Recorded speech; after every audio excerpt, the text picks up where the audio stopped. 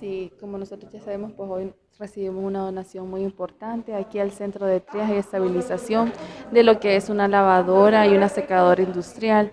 Esto viene a ser en beneficio para el Centro de Triaje y también fortalecer este mismo, ya que esto va a servir no solo para el triaje, sino que también en un futuro ya cuando esto funcione como un policlínico y de próximo a un hospital.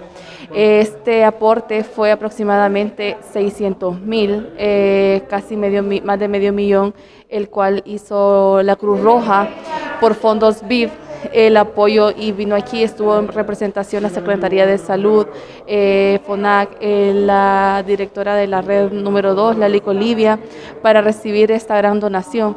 Y como siempre, pues nosotros estamos muy agradecidos porque la Cruz Roja, Fuerza Honduras, Secretaría de Salud, pues nos continúan ayudando y apoyando a este centro de triaje. También por la misma Fondo VIP tuvimos una donación de una computadora de escritorio.